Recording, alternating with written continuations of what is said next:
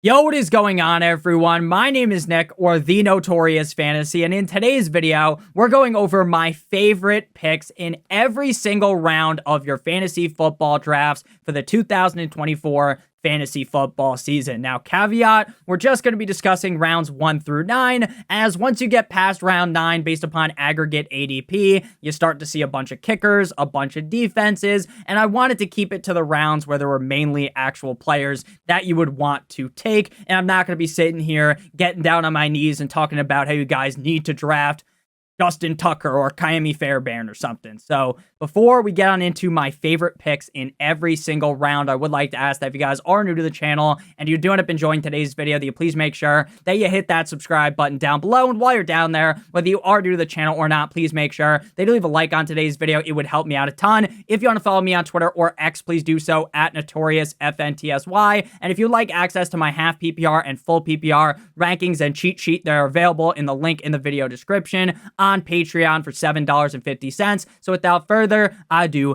let's get into my favorite picks in every round of your 2024 fantasy football drafts. We begin with my favorite picks in round number 1 with Breece Hall and Amon-Ra St. Brown. Breece Hall currently coming off the board as the running back 3 at pick number 5, according to the aggregate ADP, sourced from ESPN, Sleeper, NFL, and RT Sports that you guys can see on the screen right here. So personally, I do have Bijan Robinson ranked as the running back 2 over Breece Hall, but honestly, I think it is a coin flip between the two. And since we have been giving the Gawk Gawk 9000 special to Bijan Robinson a bunch recently, I figured that I would share the love metaphorically to Breece Hall. Breece Hall last year, despite the fact that the Jets as a whole absolutely tanked after Aaron Rodgers went down, Breece Hall was the running back 6 in PPR points per game, putting up huge numbers in the receiving game. He was first in targets, first in receptions, and first in receiving yards. The Achilles heel of Breece Hall ultimately was the Achilles heel of Aaron Rodgers, as well as the fact that the touchdowns just weren't really there for him. Only 9 total touchdowns,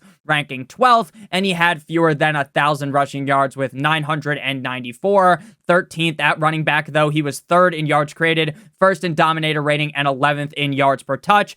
The offensive line realistically should be better this season. I don't necessarily want to sit here and pretend that, oh, they now magically have the best offensive line in the NFL, but it should be better than the turnstile they rolled out last season. You match that with the fact that the quarterback play should be a lot better, even if Aaron Rodgers isn't the discount double check champion that he used to be, the back-to-back MVP. If he's not even playing up to that degree, if he's like 70-75% of that, Breece Hall has the upside to be the running back 1 as well as being the number 1 overall pick in fantasy football drafts come next season. Amon-Ra St. Brown is my other favorite pick inside of round 1. Currently coming off the board as the wide receiver 3 at pick 6. I see in some drafts he comes off the board as the wide receiver 5 behind Justin Jefferson and Jamar Chase. Amon-Ra St. Brown is the definition of consistency. You hardly ever see Amon-Ra St. Brown finish outside of the top 24 at the wide receiver position on a week in, week out basis. The Detroit Lions should yet again be one of the best offenses in the National Football League, and Amon-Ra St. Brown is the clear alpha wide receiver in this offense. There's been a lot of hype up about Jameson Williams and him getting more integrated in the offense,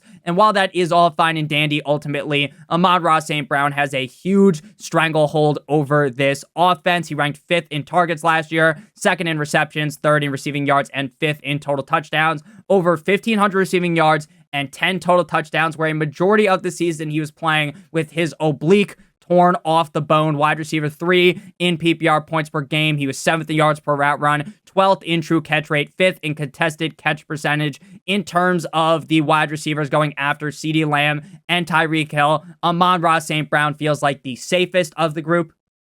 And he also has that wide receiver number 1 upside. So Amon-Ra St. Brown in the first round is one of my favorite picks, matched with Breece Hall. Moving now to round number 2, we got Kyren Williams, running back of the Los Angeles Rams, aggregate ADP running back 7 at pick 15. Now, the news that Sean McVay said that Kyren Williams was going to return the punts was news heard around the world. Once everyone heard that, everyone went into a panic. A lot of people were already scared of the idea of drafting Kyren Williams due to his injury history, and they're scared of Blake Corum. And now the news of the punt returns is basically the nail in the coffin for a lot of fantasy football players on drafting Kyren Williams. Now, as the running back 7 off of the board, we saw this man finish as the running back 2 in points per game last season. His biggest crux and the biggest crux against Kyren Williams is the fact that he did get banged up last season, and he did start off the year with an injury this season. But even though they drafted Blake Corum, and even though I think they're going to retract his touches slightly, Kyren Williams still has running back 1 upside, in my opinion. He had the 13th most carries, but the 3rd most rushing yards. He ranked 24th in targets, 28th in receptions, and 32nd in receiving yards, but he ranked 3rd in total touchdowns with 15. He played in 12 games and scored 15 fucking touchdowns. He was 8th in true yards per carry, 13th in yards per touch, 9th in yards created, and 2nd in dominator rating. So some of you guys might be sitting here, you're afraid, you're petrified of Blake Corum. What I will tell you is that Kyren Williams, in games he played fewer than 80% of the snaps with the Rams last season, this is a tweet from Nick Ercolano, week 4, he had 25 carries for 103 yards and not 1 but 2 touchdowns, and then 3 receptions for 24 yards. Week 12, 16 carries for 143 yards, 6 receptions for 61 yards and 2 touchdowns. Week 15, 27 carries for 152 yards and a touchdown with 5 receptions for 3 yards. And week 16, 22 carries for 104 yards and 1 touchdown. Kyren Williams is going to be in an offense that I believe is heavily underrated. I think that Sean McVay is an absolute genius when it comes to the just play calling as a whole, especially when it comes to the run game. While Blake Corum may vulture a couple of touchdowns this season, and while Blake Corum will get more touches that might feel a little bit cozy for Kyren Williams, ultimately the upside is too high for me to pass up on Kyren Williams as the running back number 7. The other guy I love in this range is Marvin Harrison Jr., Maserati Marv, wide receiver of the Arizona Cardinals, aggregate ADP wide receiver number 9 at pick 16. These guys go back to back like the cover of Lethal Weapon. Last year at Ohio State, Marvin Harrison Jr. played in 12 games, putting up 117 targets for 87 receptions and 1,211 yards, 18.1 yards per reception, with 14 total touchdowns back-to-back seasons with 1,200 plus receiving yards and 14 touchdowns. While they have other weapons on the team, notably Trey McBride, Marvin Harrison Jr. is going to be the clear, undisputed number 1 target in this offense from day 1. I get that's a little bit nerve-wracking drafting a rookie wide receiver inside the 2nd round, but we have seen rookie wide receivers absolutely dominate pink fucking handcuff style, right? Marvin Harrison Jr. has that upside. He is that great of a prospect. We saw Puka Nacua drop his nuts into the mouth of defenses repeatedly last season. I think Marvin Harrison Jr. is a much better prospect, and Marvin Harrison Jr. could end up being the wide receiver 1 this season. He could lead the NFL in targets as well. I think the Carolina Panthers offense is going to be focused on getting the ball into the hands of Maserati Marv. Moving to round number 3 here, we got Devon Achane as well as Josh Jacobs. It's a running back round here. Now, I get that Devon Achane a lot of the times will go in the 2nd round, but aggregate ADP will tell you he goes at pick 25 as the running back number 11. Now, Devon Achane is another player that a lot of fantasy football players are going to be scared to draft because, hey, if you go ahead and look over on the Dolphins depth chart, the Dolphins have Devon Achane as the number 2 back, and Devon Achane only was so successful last year because of his efficiency, where he was 2nd in true yards per carry, 1st in yards per touch, 3rd in juke rate, and 1st in breakaway run rate, so he's never going to be able to replicate that. Raheem Mostert is still there, so he's basically a complete and utter fucking waste of a pick in the 3rd round. My counter argument to that would be, I'm going to hit you with a quick reversal, is that he was the running back 5 in points per game last season, getting under 10 carries per game. If you think that Devon Achane is going to average less than 10 carries a game, they need to send you to the loony house, okay? Devon Achane is going to get a bigger piece of the pie, and I think he will overtake Raheem Mostert in terms of touches. Now, again, Raheem Mostert isn't going to completely disappear. He is not going to vanish from the earth, vanish from the Dolphins team. And I do like Raheem Mostert at ADP, but frankly, Achane has that scary upside weekly. I'm talking about 25, 30 plus fantasy points in any given game. Plus, I believe he is going to be the clear dump-off target for Tua Tagovailoa, and we compare him to Raheem Mostert. Again, I like Raheem Mostert at ADP. And while Raheem Mostert doesn't have some crazy tread on the tires because he was never really used as a workhorse running back in the National Football League, he's still old as fuck and has an insane injury history. Now, in Miami, he's been as clean as a whistle, but I think there is a chance he gets hurt. He's up there on the age cliff. Again, knock on wood, we don't root for injuries,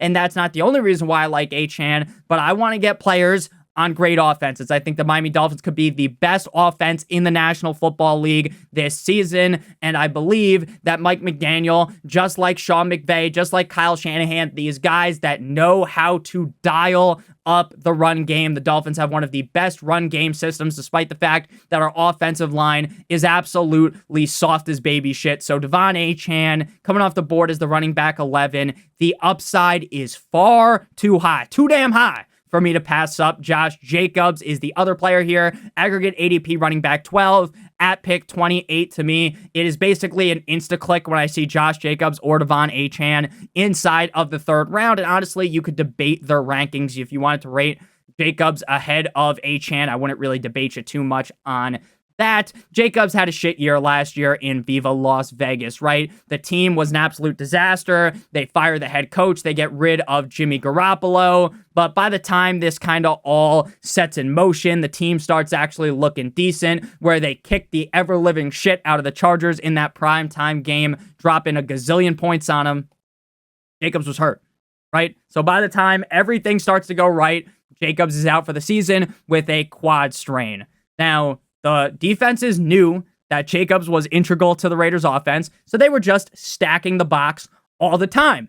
First in average defenders in the box last season. I get his stats on paper weren't amazing, and his stats will not make you want to draft him, right? 11th in carries in 13 games, 24th in rushing yards, 19th in targets, 24th in receptions, 19th in receiving yards, and 24th in total touchdowns. But he was 7th in dominator rating, and the other running backs behind Josh Jacobs are hurt. A.J. Dillon, Quadzilla, out for the season. Marshawn Lloyd potentially going to miss the first couple of matchups of the season. Now, he's not been placed on the IR, so I think he'll be good by, say, week 2 or week 3, but that is also another boost towards Jacobs, potentially starting off as a straight-up workhorse running back, getting an insane amount of touches weekly. Then they have other running backs behind him, but again, no one that can even hold the jack strap of Josh Jacobs. Even with a reduced amount of touches, which I believe will be the case here in Green Bay, he is going to be a lot more efficient with the touches, and he's going to have a whole lot more red zone opportunities. The Packers are another team that I really like this season. I think the Packers could end up hoisting the Lombardi at the end of the season. Now, I'm not going to sit here and glaze them too much, but I believe heavily in Jordan Love, and I believe in this offense being able to put up a ton of points game in and game out. And what scoring a lot of points does is it allows you to churn the rock late in the game, right? Once the other team is dead, they got the chalk outline around them, you're able to run the ball a lot, and Josh Jacobs will benefit heavily from that. Again, I don't really expect an insane workload like we saw in Las Vegas, but with the injuries there, it does seem like more of a possibility, at least for early on in the season. Now we move to round number 4.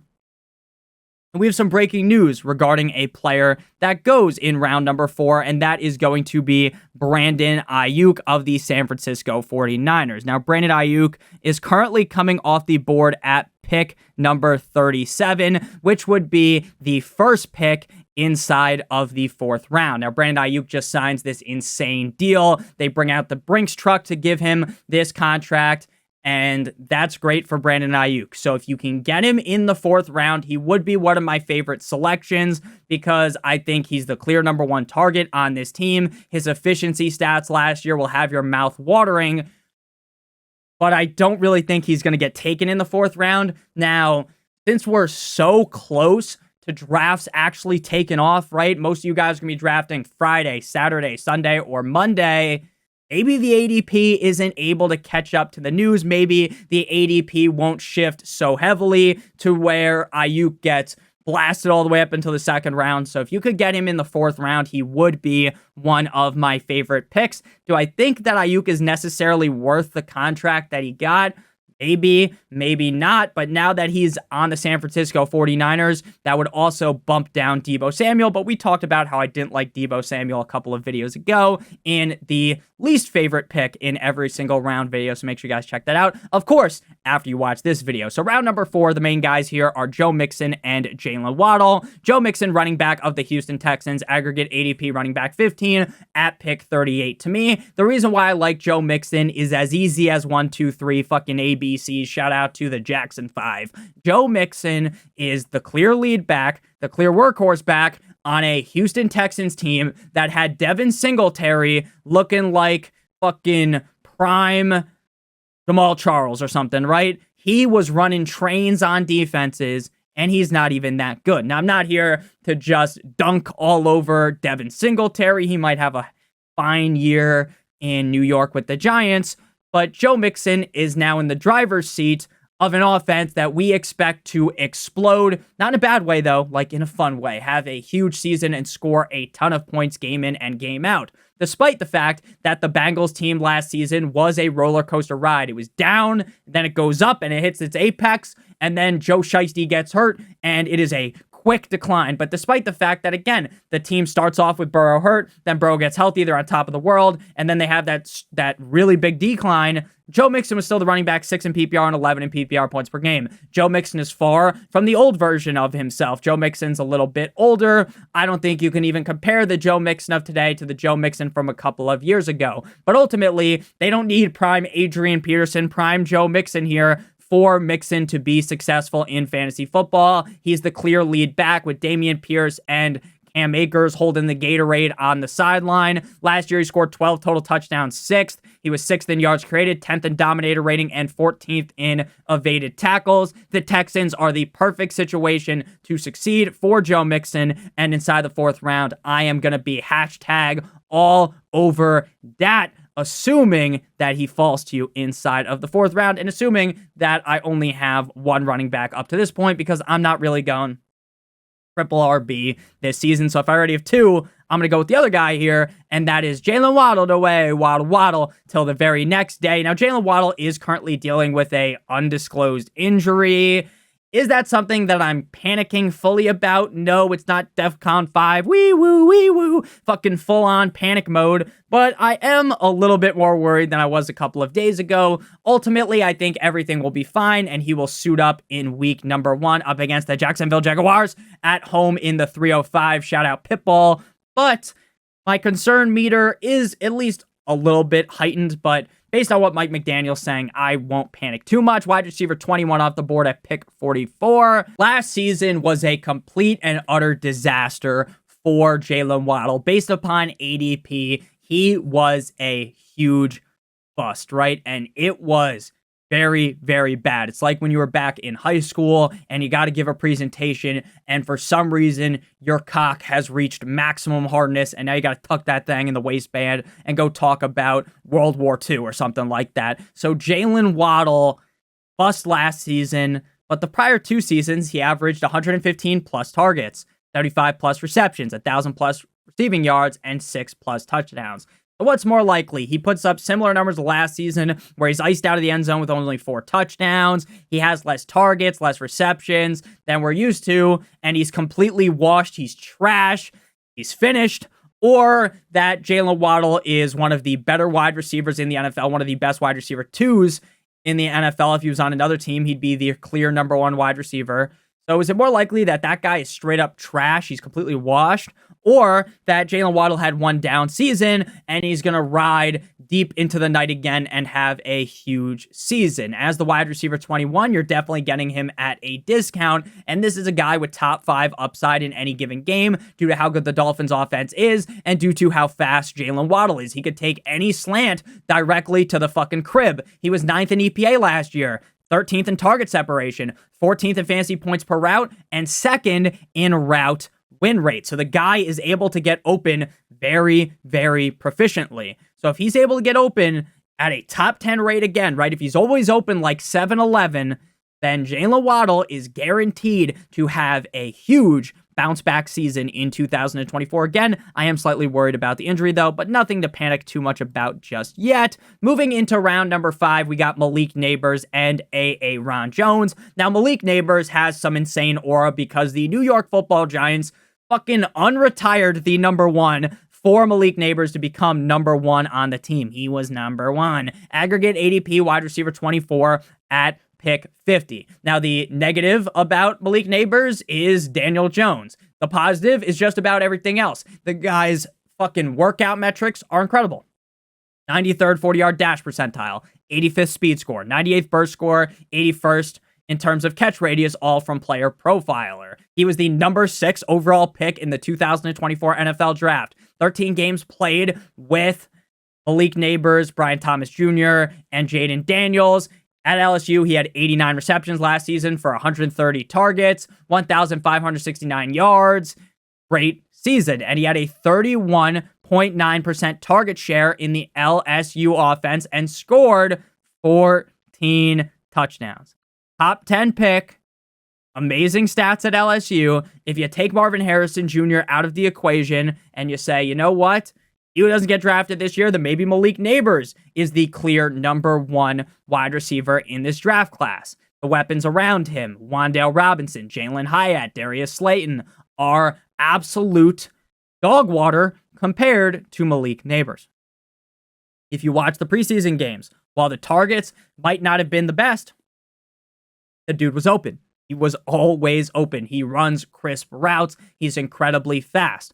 So while there is the downside of Daniel Jones, and maybe Malik Nabers won't be as consistent as some other players, once you're in round 5, 6, you got to start taking some risks. And while he might not be the most consistent player on your roster, the upside is immaculate with Malik Nabers due to his skill set. And if Daniel Jones just looks like he did in 2022, then Malik Nabers could really be a top 12 wide receiver in his rookie year. Aaron Jones is the other guy here, aggregate ADP running back 19 at pick 56, and it seems like everyone and their mother hates Aaron Jones. Aaron Jones ended up being a bust last season based upon where you drafted him. The guy was always hurt, and Matt LaFleur does this thing, which we like to call teasing, right? He uses the just the tip technique. He doesn't go balls deep. Once a player's hurt, he kind of eases them back in, and that allows fantasy players to play Aaron Jones when you really shouldn't, because the reporting from LaFleur feels a little bit suspect, right? They're saying he's going to play. We don't know how much. So you play him, and then he gets a couple of touches, and he basically touches your no-no square by doing nothing, right? But then once they fully let him go, right? Once they fully unleash Aaron Jones, the guy was smacking up defenses left and right. He was giving out the Bukake special. So Aaron Jones, when healthy last season, looked great. He had multiple games going through the playoffs where he had over 100 rushing yards. Aaron Jones, another guy that's getting a little bit older. The efficiency might not be as it used to be, but he's 15th in true yards per carry, 14th in yards per touch, and 15th in yards created per touch, and he's also a very solid pass-catching running back. I think with Sam Darnold under center, the Vikings are going to look to run the ball a lot more than yesteryears, where when Kirk Cousins was under center, it was basically just throw the fucking ball every single play, whereas with Aaron Jones, because Sam Darnold's the quarterback, I think they're going to try to run the ball a lot more. Aaron Jones, again, very proficient in the pass-catching game. So as the running back number 19, this is a guy that has top 12 upside weekly, and I wouldn't even be shocked if he finished as a top 10 running back because of how good he is, and people are just discrediting him because they're discrediting the whole Vikings offense, despite the fact that Kevin O'Connell is another one of those genius fucking Albert Einstein, Young Sheldon level play callers. So I like Aaron Jones a lot more than consensus. Moving to round number 6, we got Tank Dell, wide receiver of the Houston Texans. Aggregate ADP wide receiver 20 at pick 65. Now, just like Malik Nabers, Tank Dell has kind of the red warning alerts around him, right? There is not really a quarterback worry, as the quarterback over in Houston is really good, but there is worries when it comes to, the other weapons around him, right? Nico Collins has been amazing. He has this great connection with CJ Stroud. So does Tank Dell, but they bring in Stephon Diggs. So there's just a lot of question marks here. Like a puzzle from the Riddler. So Tank Dell, while there are some questions about the consistency, it's all about upside in this range. I think that Tank Dell could easily out-target Stephon Diggs. And I think there's a chance that Tank Dell is the number one target on this team. When he was playing, he was very efficient. He was 21st in yards per target, 21st in yards per reception, 14th in yards per route run, 11th in fantasy points per route, and 10th in fantasy points per target. It seems like CJ Stroud, his quarterback, really likes him. Every fucking interview that you see out there with CJ Stroud's giving a little reach around to Tank Dell. We saw how good he looked last season, and now we are, as a fantasy football community, everyone is just discrediting him because of Stephon Diggs. But what we saw to Stephon Diggs last year was him falling off the edge of the earth through the second half of the season. Now, I don't think that Stephon Diggs is fully washed, but if Tank Dell already has this baked-in connection with Stroud, as does Nico Collins, there's a chance that Diggs is the number 3 target, Tank Dell's number 2, Nico Collins is number 1, and with that big upside weekly of the 25, 30-plus point performances out of Tank Dell, I think people are a little bit silly getting too nervous to draft Dell in round 6. The other guy here is Rashee Rice. Now, we have been sucking upon Rashee Rice for the last couple of weeks, ever since it became completely evident that he was not going to get suspended for the driving issues. Now Rashee Rice is an absolute hammer pick inside of the 6th round, inside of the 5th round, and if you're feeling crazy, maybe even inside of the 4th round. Now his ADP lies in the 6th round, but I do really think that if you're playing with some sharper league mates, he will go higher. Wide receiver 29 last year in PPR points per game as a rookie. But if you look at the stats towards the end of last season, everything points toward Rashee Rice being the clear number 1 receiver on this offense. Hollywood Brown already hurt. Xavier Worthy is a rookie. And Rashee Rice appears to have that amazing connection with Patrick Mahomes. And the efficiency makes you oogle and ogle. 2nd in target separation. 3rd in target separation, I apologize. 2nd in target accuracy. 10th in yards per route run. 7th in fantasy points per route run. And 16th. 53% route win rate, 16th at wide receiver. So again, while you might disagree with the courts that they should be suspending Rashee Rice, this, that, and the other thing, all fantasy football is about is scoring fantasy football points. And Rashee Rice has top 12 wide receiver upside inside of the 6th round with the best quarterback in the world throwing him the ball. Don't overthink Rashee Rice. Moving now to round number 7. But before we actually do that, I would like to give you guys a quick word for our friends and our sponsor over at Underdog Fantasy. If you don't know what Underdog Fantasy is, they're the best place to play fantasy football, best ball in the whole entire universe. If you don't know what best ball is, it's the best part about fantasy football. The draft, and that's it. There's no waivers, no trades, and no in-season management. Underdog's Best Ball 5, Best Ball Mania 5, their main contest, has a buy-in of $25, $1.5 million to first place, and there's other contests on there as well. If you want to practice drafting for your home league, make sure you guys check out Underdog Fantasy. Link in the video description, or using promo code Notorious. If you're a first-time depositor, you receive a special pick for week 1, like Lamar Jackson, higher than half of a passing yard, and you'll also receive bonus cash of up to $1,000. So make sure you guys check that out. Link in the video description. In round number 7, we are staying with the Dolphins. Nick, you're a Dolphins fan, so that's why you love the Dolphins players so much. Now, for some people, that might be something that they genuinely believe, but if you listen to me talk about the Dolphins, when the Dolphins were getting just destroyed weekly, when I was watching football and I just felt like I wanted to cry watching the games, it was that bad. Again, I'm a 25-year-old man at this point, or boy, whatever the fuck you want to call me, but man, oh man, it used to hurt, watching those games. It really did hurt me. It hurt my soul watching the Dolphins just suck my whole entire life. And if you guys were watching when the Dolphins were bad, you would know that I would tell you to run clear away from the Dolphins, right? Run at the speed of Forrest Gump, okay? But now I'm jumping on the Dolphins bandwagon, even though I've been a fan since I was a kid, so I'm not really a bandwagoner. I talked up Mostert last year. I talked up Achane last year. Do you know what they were? They were a 1-2 punch of fantasy football greatness. And now Raheem Mostert's coming off the board in round number 7 as the running back 25 at pick 74. Now, I get Achane should be seeing more touches. He should get a bigger piece of the pie. We also have to understand that, like I said with Achane, Mostert isn't going to fully disappear. He was the running back 4 in PPR points per game, and why I highly doubt he could score 21 touchdowns again first at running back.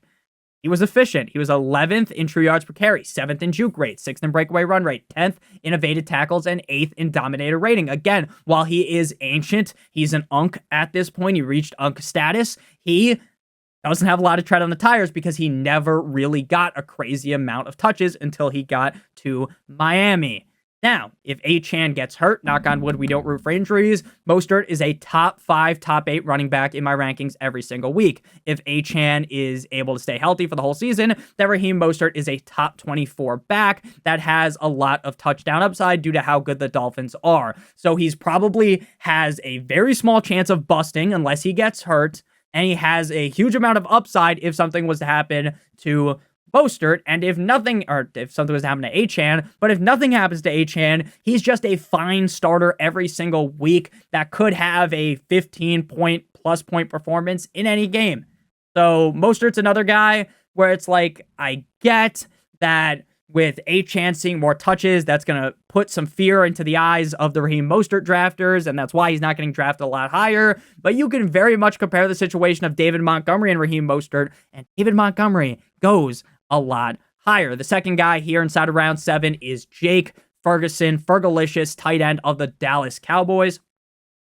Aggregate ADP, tight end 9 at pick 80. Bit of trouble in paradise in Dallas. They do end up signing CeeDee Lamb, but now it seems like Dak Prescott is just throwing fucking haymakers at Jerry Jones. It seems like Dak just hates Jerry Jones, and I kind of get it.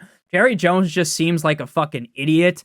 But, you know, obviously, Nick, he's a millionaire, and you make videos on the internet talking about fantasy football, so who's really the fucking loser? Me. I get it, but I don't know, man. There's something up with Jerry Jones. Something just feels off with the guy. Tight end 10 in PPR points per game, though. The reason why I like Jake Ferguson is because outside of CeeDee Lamb, who else are they going to throw the ball to? They've got Tolbert, who, you know, exciting training camp, exciting summer. Those guys don't always work out. They've got old man Brandon Cooks. So Jake Ferguson could very well be the number 2 target on this offense with big touchdown upside due to his stature. 6th in target accuracy last year, 15th yards per target, 13th in yards per reception. Last season was his sophomore season. He had a sophomore season breakout, but it was really his first year actually being the guy. He had 102 targets, 7th. He ranked 9th in receptions with 71, 8th in receiving yards with 761, and 7th in total touchdowns with 5. So if he could just get the total touchdown number up, he's going to finish inside of the top 6, top 5, and he's coming off the board as the tight end 9. So we're basically drafting him where he finished last year as the tight end 10, and there's a lot of room to grow. The Dallas Cowboys are an offense that is going to be scoring a lot of points every single week, regardless of what you want to say about that fat bastard Mike McCarthy, regardless of what you want to say about Dak Prescott and him choking in a huge way in the playoffs all the time. All that matters is the regular season in fantasy football, and I get, Nick, your biggest argument for Jake Ferguson was that he had a big game against the Packers in the playoffs. All that argument is about is that against the Packers, he had that big game. You know, the big games that people are waiting for out of Ferguson. They say he doesn't have this big game upside. He's just like wrapping a condom around your team. And while I think he is a nice condom wrap, he also has a bunch of upside. Moving to round number 8 here, the penultimate round before we discuss round 9. The reason why we don't go deeper and deeper, is because once you get past the 9th round, there starts to be a lot of defenses, a lot of kickers, and you're only choosing between a couple of players, and it just kind of feels wrong to do that because I will start talking about a player that maybe I don't feel like is like such a great pick, but because there isn't a lot of options, I would have to talk about them. So we cut things off at round number 9. Round 8, Jonathon Brooks, with spelling it Jonathon. That alone makes me kind of nervous. Like, that's just a weird way to spell his name. But, and this is a big but, we shouted out Savannah Bond last time, and one of you lovely subscribers Googled Savannah Bond. Now, if I shout out a woman and I say big but, should not Google them. A lot of the time when you Google them, a picture of their tatas or something will show up. So don't do that. Don't do that, especially if you're around your girlfriend. I want to get you guys in trouble. Running back 33, aggregate ADP, pick 92. Now, Jonathan Brooks has been placed on the IR. Not going to be useful for the first 4 games. So if you draft him, you need to know that. Once he comes back, though, I believe that Jonathan Brooks will be the clear running back 1 in Carolina. They drafted him in the 2nd round for a reason.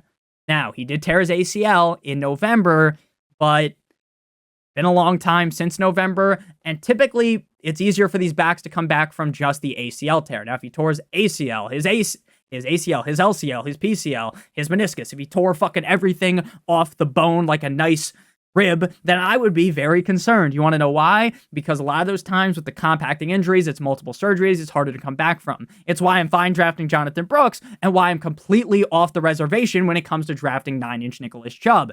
Nick Chubb is an amazing talent, but the issue is when you have all those injuries, it makes it very hard to come back from. Plus, we all watched his leg get turned sideways, whereas Jonathan Brooks' injury, sure, it's bad, he tore his ACL, but it's nothing that doctors haven't seen before, nothing that NFL players haven't came back from before. His teammates, Chuba Hubbard, Miles Sanders, Raheem Blackshear. Chuba Hubbard's pretty solid. Miles Sanders looks like dog shit. Raheem Blackshear's okay. Chuba Hubbard will be the lead back for the first 4 weeks, so while I'm not really a handcuff guy outside of the bedroom, of course, but I'm not a big handcuff guy in fantasy football. I don't really like drafting my own handcuff. I'd rather draft someone else's handcuff. Prey on their downfall. Not really praying for the injuries. Knock on wood, we don't root for injuries, but you get what I mean, right? Someone like if I don't draft Kyren, I draft Blake Corum. If Kyren goes down, I look like a genius. But Jonathan Brooks is one of those guys where, hey, you want to guarantee some points, right? You're a little bit nervous. What if Jonathan Brooks doesn't come back for the first couple of weeks, which he's not going to, right? Maybe he doesn't come back until like week 6, which I don't think will be the case. They were considering not even putting him on the IR, so I think he'll be back in week number 5. But you want to draft Chuba Hubbard for the first 4 weeks? Go ahead. The guy's stats at Texas were amazing. 187 rushes for 1,139 yards, 25 receptions for 286 yards, and 11 total touchdowns in just 10 games. The guy has all of the ability. The only question mark here is the injury. But in round number 8, I'm willing to take the shot on the injury just because I get the ACL is a severe injury, but it's not as crazy as you would think it would be for him to come back from that. The number 2 guy here is Rome Odunze. We have been huge on Rome Odunze for a while now on this channel. Aggregate ADP wide receiver 39 at pick 94. I think Keenan Allen is washed.